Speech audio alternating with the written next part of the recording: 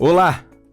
Estamos começando mais um episódio do MMD Talk, o seu podcast de Direito, Atualidades e Empreendedorismo.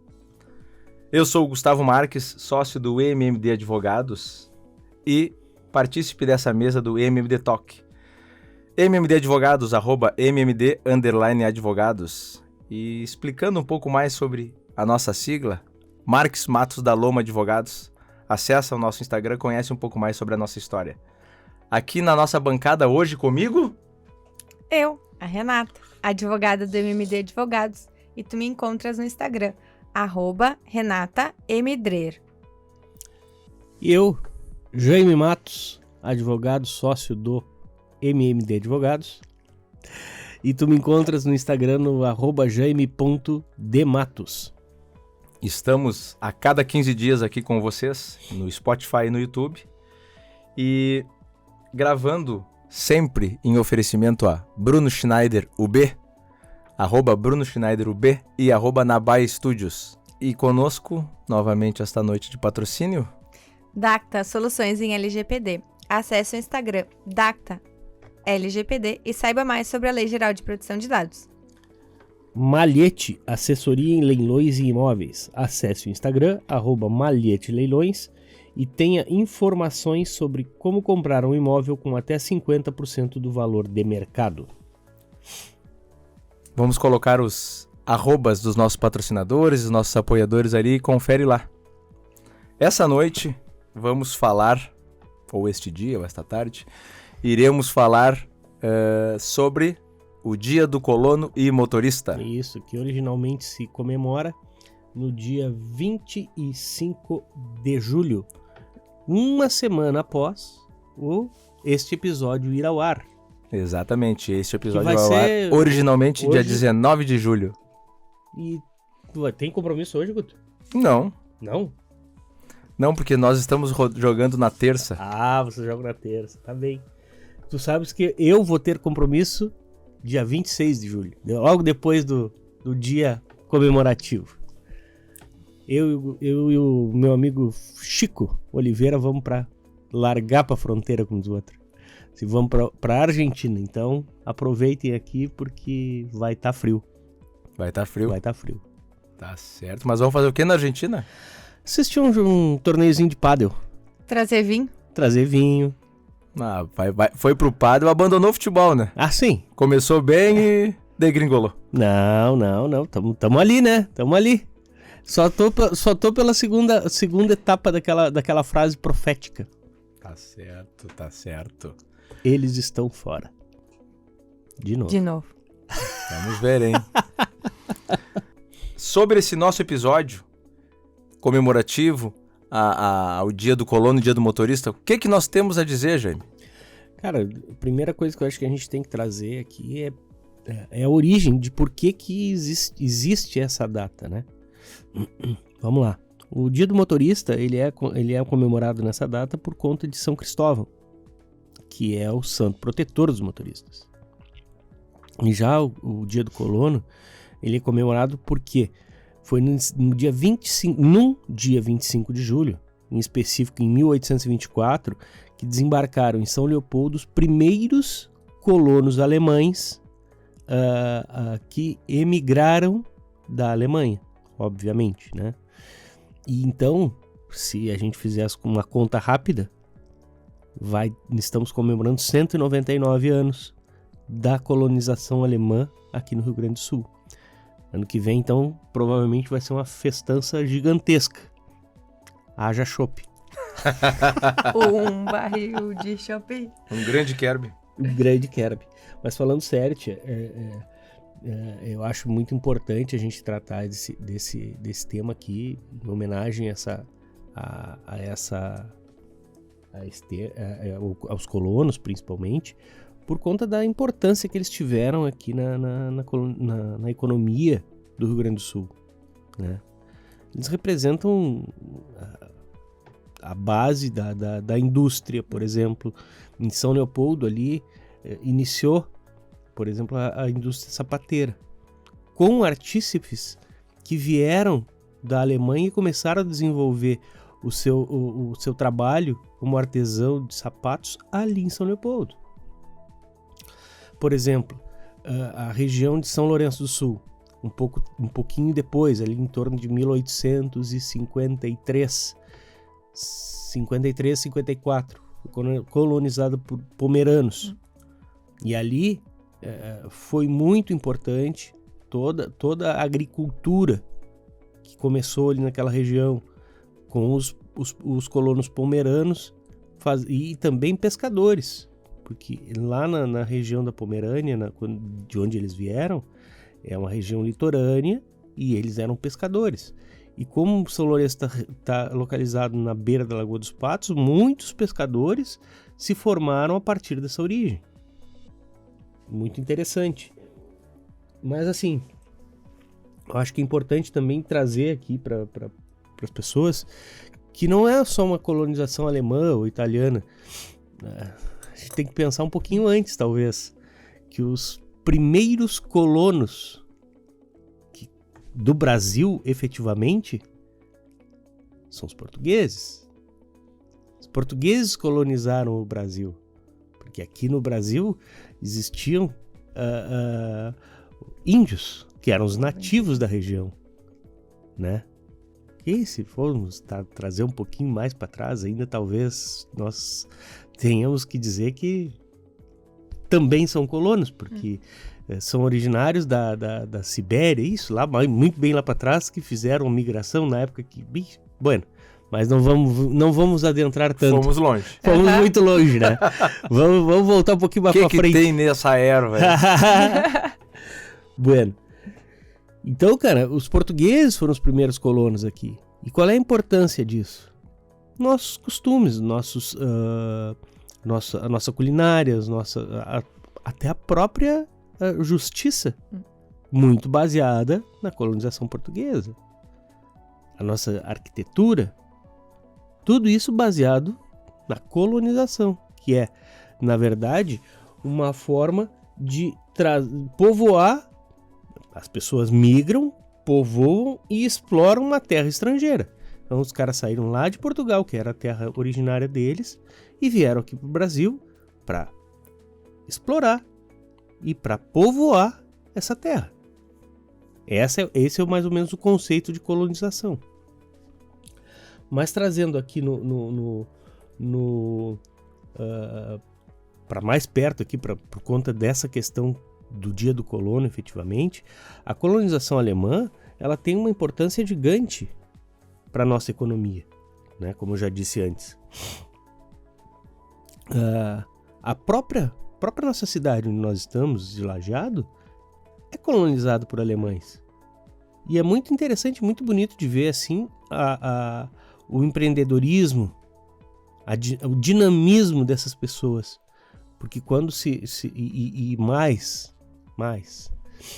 tem muitos que a gente vê aqui na cidade de Lajeado, principalmente, que é uma cultura bem diferente da cultura da qual eu sou oriundo, que é a cultura do pelo duro, lá de Canguçu, lá de Pinheiro Machado, lá da zona sul do estado. Essas pessoas, eles esperam muito as coisas do estado. Então eles esperam a prefeitura vir limpar a rua, eles esperam a prefeitura vir fazer uma obra num terreno, que tá um terreno baldio, por exemplo, fazer uma limpeza. Vão esperar a prefeitura para sempre, porque às vezes a prefeitura não tem dinheiro, não tem tempo para fazer um serviço simples. Colocam essa expectativa, né, de certas demandas, que essa expectativa, isso aqui é do poder público. Exatamente. Não investem em energia. Aqui já é diferente. Aqui, os caras se reúnem, tem um terreno baldio que tá sujo. Os 2, 3 vizinhos se reúnem, vão ali, roçam aquele troço, acabou. Entende? Então é muito mais dinâmico, é muito mais... eles cuidam, a mim me parece, né? Eles cuidam um pouco mais da casa deles. Uma ideia mais comunitária. Exatamente. É um povo que saiu de casa para trabalhar, né, Gemi? Para fazer do Brasil sua nova morada, para fazer, vamos dizer, isso aqui dá certo, para transformar terras produtivas, para fazer a indústria acontecer. Então, são pessoas que de fato fizeram a importância. E não só o alemão, o português, o italiano, o japonês, que aqui talvez no Rio Grande do Sul não seja tão presente, mas lá no estado de São Paulo é uma colônia muito grande. Obrigada, japonês. a palavra. Eu tava procurando a palavra. Obrigada, Gustavo. Não, e além disso, nós temos que trazer também, talvez, a colonização espanhola, Claro. porque aqui no Rio Grande do Sul é muito forte. Afinal de contas, o Brasil ele foi colonizado a partir do litoral norte, lá pela Bahia, pelo Rio de Janeiro, e aqui era uma selva, então era mais difícil para o português vir para cá. Não eram pelas praias, então. Não eram pelas praias. Tá louco? Cidreira ali, Imbé, que loucura. Mas enfim, nós temos aqui o próprio idioma. Muitas vezes ele se confunde com o idioma espanhol em algumas palavras. A culinária. Então tem várias situações aqui que remetem ao povo do Prata, ao povo platino, né? Que são colonizados essencialmente por espanhóis, né? E quando eu acho interessante também uma outra coisa aqui destacar. Quando esses caras chegaram aqui, lá em 1800 e Guaraná com rolha, eles chegaram aqui com promessas de uma terra nova, promessas que iam ganhar rios de dinheiro, promessas e quando tu tem uma expectativa de que tudo vai ser bom, tu não tem noção do que te espera. E aí nós vamos nos remeter à colonização alemã ali, a pomerana ali em São Lourenço. Quem conhece aquela região ali pode ter uma noção de como é complexo, tá? Porque na beira da estrada 116 ali, quando tu tá viajando, tu tem um tipo de relevo, é uma planície. Mas se tu entrares um pouquinho para dentro em direção a Canguçu, é uma região inóspita. E na época era pior ainda. E é comparável, eu vou comparar também com a Serra Gaúcha, para onde foram os italianos. E às vezes eu tô passando ali e fico pensando, cara, como é que esses caras abriram isso aqui, tia? Abriram para plantar uva. Cara, a machado. Hoje, se tu vai pegar um machado, qualquer pessoa vai pegar um machado para cortar uma árvore, quanto tempo demora? A trabalheira que é. Os caras não tinham motosserra, os caras não tinham tecnologia. Trouxeram no braço. Tia. Agora tu imagina o tamanho do trabalho que esses caras tiveram para se estabelecer com as suas famílias. Mas, eu digo até mais, o que esses caras tiveram que se adaptar. Porque, por exemplo, tu chega aqui com uma cultura e tu é agricultor, por exemplo, tá? E aí tu chega aqui e vai começar a plantar um tipo de produto que tu plantava lá na Europa. Os caras aqui no Rio Grande do Sul eram acostumados a comer carne.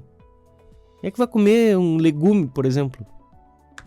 Os caras aqui eram acostumados a comer charque. O cara vai pescar e vai oferecer, não vai morrer de fome, ele tem que se adaptar e fazer um outro tipo de produção para que possa escoar e possa ganhar dinheiro. Então eles também tiveram essa dificuldade. Eles tiveram dificuldade de escolas, né? Adaptação da língua também. Da língua. Tudo isso foram eu fico pensando assim, refletindo, porra, esses caras tiveram muita dificuldade. E a partir dessa dificuldade eles construíram uma economia extremamente forte, extremamente pujante. Cara, o que são essas vinícolas aqui na Serra Gaúcha? E agora, principalmente com um resgate mais histórico, assim, daquelas pequenas vinícolas familiares. Cara, é muito interessante. E isso aí é uma situação, para mim, assim, eu vejo com muita alegria, porque as pessoas têm lá uma propriedade rural pequena e começa e resgata e faz um hotel fazenda, faz uma pousada e faz um restaurante, chama as pessoas e aquela receita da família. Recentemente nós estivemos em Guaporé, eu e minha esposa, e na ida para Guaporé nós passamos num restaurante em Vespasiano Corrêa. Cara, Um restaurante extremamente gostoso, uma comida simples, muito boa. E aí eu parei para conversar com o dono. E ele me disse que aquele restaurante estava na família há mais de 100 anos. Que era do bisavô dele. Não, do avô dele. Passou pro pai e agora é dele. Imagina. É muito interessante.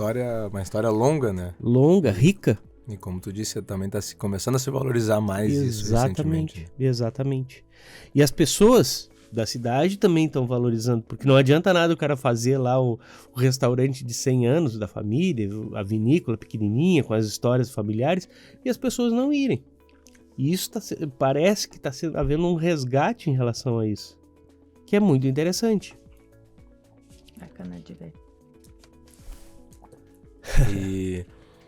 E nesse sentido, até não tanto com essa ideia de colonização, mas enquanto tu falava, gente, dessas dificuldades de enfrentamento, né, quando vieram para cá, né, me veio à mente assim também essa dinâmica também migratória, né, de refugiados, que também está se chegando muito no Brasil, se de uma forma ou outra tendo que encontrar um espaço, né? Exatamente.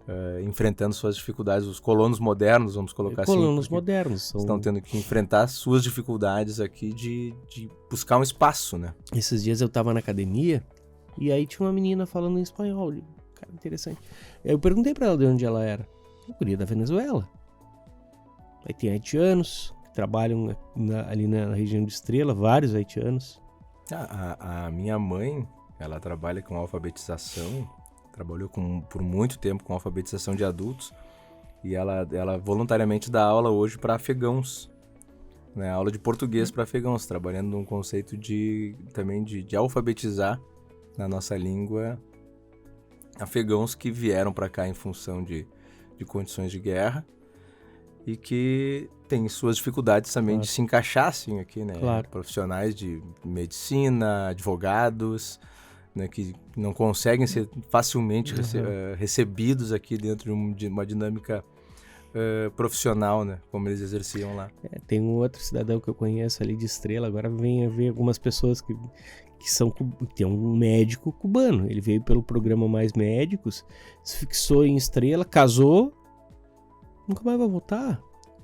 E ali ele vai estabelecer um núcleo da cultura cubana. Vai passar para os filhos, que daqui a pouco vai trazer um primo, vai trazer o pai, vai trazer a família dele para cá e vai se iniciar talvez um pequeno núcleo de cultura cubana. E isso aí que eu acho que é interessante, sabe? Porque enriquece a cultura brasileira. Que de alguma maneira tu vai ter uma miscigenação daqui a pouco com um ritmo musical, tu vai ter alguma coisa, as pessoas criam e cada vez mais tu tem tu amplia essa diversidade que já existe, né? Acho, mas se amplia. Isso é muito legal. Renata, e também celebramos o Dia do Motorista. Perfeito. Aliás, outra categoria que é extremamente importante para a economia do país. Lembra daquela vez da tua prova da OAB? Não saiu a minha segunda fase. A segunda fase foi adiada. Da prova da OAB foi adiada por conta da greve dos caminhoneiros, é verdade. Tu vê, tia? Porque eles tinham medo de que não chegassem as provas a tempo para as pessoas realizarem as provas, então a minha prova foi de fato adiada. Na sexta-feira a gente ficou na fila ali em Estrela, num posto de gasolina, acho que ficamos, cara, umas 1h30 na fila do posto, tia. E quando nós chegamos na nossa vez, só tinha gasolina Octa Pro. Quase R$50 o litro. É que, na verdade, quando tem notícias assim, vocês já perceberam que a busca por papel higiênico e gasolina, ela é desesperadora. Eu não sei qual que é. Arroz, feijão, essas coisas, as pessoas até não procuram tanto. Mas papel higiênico e gasolina, as pessoas não podem ficar sem. Dar uma voltinha de carro também não fica sem. Então, é comemorado o Dia do Motorista, como o Jaime já disse, uma categoria extremamente importante para o Brasil. E em março de 2015, a gente tem a Lei 13.103, que é a lei que vai regulamentar a profissão do motorista. Que é uma profissão que ela merece um cuidado maior, principalmente no que diz respeito ao controle da jornada. Tendo em vista que o histórico dessa profissão ele é um histórico de exaustão profissional, de motoristas que têm que fazer uso de medicamentos para que se consigam manter acordados e consigam fazer suas entregas. E é uma profissão que hoje em dia está cada vez mais importante, principalmente por conta de como vem crescendo a comercialização de produtos na internet, né? Então, eu tô ali no site, faço a compra, mas alguém tem que entregar na minha casa. Então, da importância do empresário pensar na forma de contratação do motorista para que ele seja de uma forma que ele observe a legislação. Porque a lei ela veio estabelecer o quê? O controle da jornada, que o motorista ele tem que trabalhar 8 horas diárias, até 2 horas extras. Em algumas exceções de algumas convenções coletivas, pode ter o excesso de 4 horas extras no dia do trabalho, né? A questão do intervalo intra-jornada, entre-jornada, tempo à disposição, que é aquele tempo que o motorista está lá esperando algo acontecer. Tempo de espera também, que está esperando a carga ocorrer no caminhão para fazer o transporte. E sempre olhar a questão de que a lei vai trazer a tecnologia como um auxílio de prova. Meios de registro de ponto de formas tecnológicas, olhar o tacógrafo do veículo para verificar questões de excesso de velocidade, tempo que ficou dirigindo, para que haja de fato um controle e que se proteja esse profissional que muitas vezes acaba esquecendo esse cuidado com a legislação para cumprir a entrega. Nós tivemos, agora tu falasse um ponto bem interessante, eu lembrei de um caso que a gente tem no escritório, que ainda não está deslindado, que é uma empresa, pequeníssima empresa, tem 2 caminhões e 2 empregados motoristas, que na época da safra da soja faz entregas de produto no porto. Então o trajeto é ali mais ou menos uns 150 quilômetros, ida e volta, né? Mais 150 para volta. E quando tu chega carregado no porto, hoje em dia tem um procedimento, tu tem que agendar. Aí tu agenda o teu horário e tu chega. Se tu não agendar e não tiver lá naquele horário, perdeu a oportunidade de descarregar. E nesse caso em específico, assim, teve várias oportunidades em que houve o agendamento, e mesmo com o agendamento, o cidadão teve uma vez que ele ficou 48 horas esperando. E isso aí, mas o cara estava parado, podia dormir, claro, podia dormir, podia descansar, mas não, sob o ponto de vista econômico, quantas cargas essa empresa perdeu de fazer? Então, a própria lei tem um dispositivo que prevê uma indenização pelo tempo de espera no porto, para carregamento, alguma coisa assim. E nesse ponto assim de espera, é um valor que não é um valor alto, mas enfim, de alguma maneira compensa o tempo que aquela pessoa vai ficar, aquele caminhão vai ficar parado. Compensa um pouco o caminhão, também acaba prejudicando um pouco a rota da transportadora, exatamente, né? Porque essa prejudica sem compensação. Mas, Renata, eu vou te perguntar, tu estava falando ali sobre meios tecnológicos de aferir o ponto, seria um check-in no Facebook? Poderia ser. Olha aí. Poderia ser um check-in no posto de gasolina dizendo que vai... Localizador ativado, check-in? Isso. É disso que tu falas? Não é disso que eu falo, mas poderia ser, daqui a pouco. Olha já aí. usamos em alguns outros processos que não envolvem o motorista, postagens no Facebook e check-ins como meio de prova de uma pessoa que estava com atestado, dizendo que não estava apta ao trabalho, mas estava no bar comemorando o dia de folga. Então... Mas era um TBT. Isso, exato. Não era quinta-feira. Exato. E outra coisa, Renato, tu falou tu estava falando sobre a questão das pausas, né, da tempo de espera, tu falou sobre jornada, sobre intervalo interjornada e intrajornada. Tu podia explicar um pouquinho para nós, de uma maneira rápida, o que são esses 2 conceitos? O intervalo intrajornada é o intervalo durante a jornada. Então, o intervalo do almoço, o intervalo para um lanche, um intervalo assim.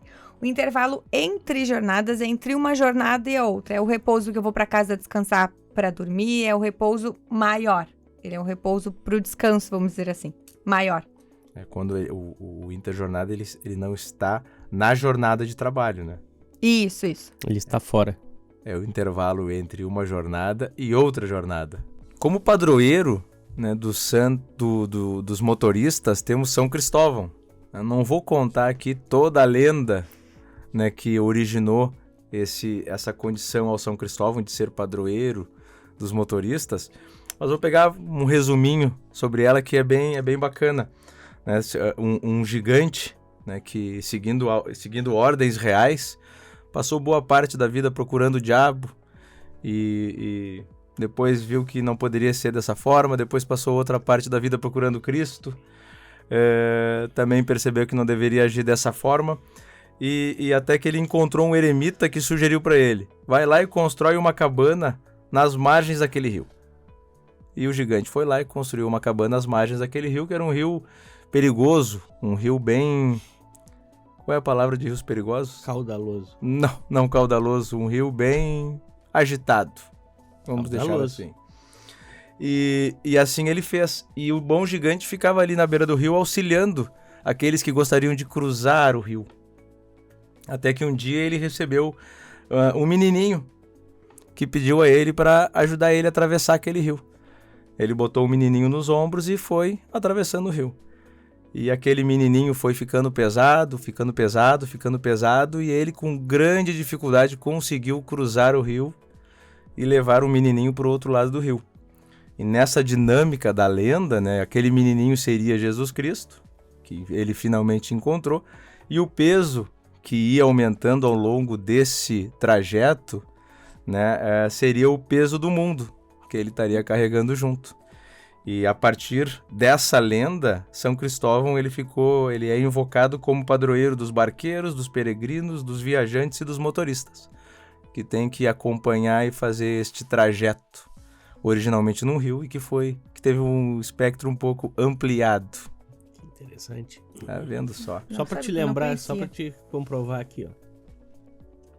Ah, perfeito. Desculpa aí, ó. Não, mas eu não disse que não. Ah, tá. Mas caudaloso é... Mas também não disse que sim. Caudaloso me lembra ervilha. Renata, o que nós temos das nossas dicas? E agora uma dica que faz jus ao tema.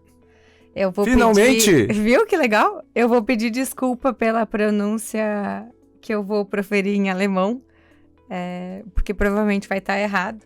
Então já peço desculpas de antemão. Mas o meu tio, irmão do meu pai, ele é professor doutor e ele é, talvez, se não a maior, mas uma das maiores autoridades de colonização alemã do estado do Rio Grande do Sul, tendo publicado diversos livros, dados aula em universidade, e agora recentemente disponibilizado, eu vi através do Facebook, pela Vale TV, que é uma TV lá da região de São Leopoldo, que é onde reside meu tio, um programa que se chama Unsere Familien. Peço desculpa pela pronúncia do meu alemão, porque certamente não é assim que pronuncia. São pequenos vídeos onde meu tio conta sobre a colonização da alemã, principalmente ali na região de São Leopoldo, que é onde ele reside, e explica um pouquinho mais sobre como que foi essas famílias que vieram da Alemanha, quais foram as regiões em que elas começaram a habitar e qual foi a mão de obra que elas trouxeram de acordo com a região que elas vieram da Alemanha. Então, a minha dica é alguns vídeos de entrevistas do meu tio contando sobre a colonização alemã. Pode repetir o nome em alemão para eu anotar aqui? Unsere Familie. Aí. Agora talvez tenha saído um pouquinho melhor. Só que tem um detalhezinho importante vocês se ligarem. Os programas são todos em alemão, sem legendas. Tem um que eu confesso que tem, na verdade, o início do programa, o apresentador fala em alemão, mas logo em seguida eles falam em português. Tá certo. É muito complexo. Jaime Matos. Primeiro período lá do primeiro semestre da faculdade foi prodigioso. Olha aí. Ele tá saudoso, já percebeu? A dica do episódio anterior foi algo relacionado à faculdade e agora também mais relacionado à faculdade. Tá saudoso ele. Sófocles, né? Eu acho que ele tá limpando os armários jogando Tá fora muita encontrando coisa, tá os livros. encontrando outras coisas. Sófocles é muito bom. Aí agora, então, a dica é Antígona, Olha aí, hein? né? Que é uma última parte da trilogia, né? Então a história é centrada em Antígona. Antígona, que é uma mulher que prefere a morte a ter que desobedecer os costumes do seu povo. Ela se mostra insubmissa às leis humanas por estarem indo de encontro às leis divinas. É muito interessante assim o livro, porque ela tem uma ordem para não fazer uma determinada coisa, e ela, como é uma lei divina, uma lei que é um costume de toda a família dela, de todos os ancestrais, ela desobedece à lei do rei e vai lá e faz o que ela tem que fazer. Mas é muito interessante, sugiro a leitura. Eu me recordo que eu fiz uma leitura parcial à época. O Gustavo procurou um resumo na internet. Não existia naquela Não existia. época também. Cara, do segundo período, o outro livro eu procurei, não tinha. E aí eu tive que ler, e foi o primeiro grau C da minha vida. Em leitura dirigida, é verdade. Que loucura. O grau C, no caso, seria uma recuperação de matéria. É, porque afinal de contas, Não tinha atingido a Não. média. Era muito engraçado, porque a prova toda de marcar, eu tinha tirado uma nota tribô, precisava tirar uns 2 ou 3, eu acho, no segundo período para passar direto. E aqui, o parceiro me disse, não, mas é todo de marcar. Pô, tudo de marcar, vai, tranquilo. Cheguei no dia, Não era. eu fui fazer a prova no outro dia. Isso é um problema. Ah, Aí o professor disse, tirem uma folha. E ditou toda a prova. Ah, daí é ruim. Aí eu escrevi meu nome e disse assim, até logo. Nos vemos no grau C. Mas, o que aconteceu, rapaz? O Klaus... Cohen Coplin. Exato, Klaus Coplin. Aí eu disse pra ele, cara, eu não li o livro, professor, não deu tempo. Tá, então nos vemos no grau C. Aí eu tive que ler o livro. Adivinha como é que foi a prova? Escrita E aí, de novo, óbvio. Pô, queria me Era Toda pra de testar? marcar. Toda de marcar. Não, Toda de marcar. todo de marcar não foi. Eu vou fazer uma sugestão de um livro da literatura italiana. Tratamos um pouco aqui da colonização. Esse aí trata, até considerado um dos pilares da língua italiana. A Divina Comédia, do Dante Alighieri. Um baita livro. Fica como minha sugestão, Renata, pra ti. Quem sabe? Não consigo ler nessa velocidade, Gustavo.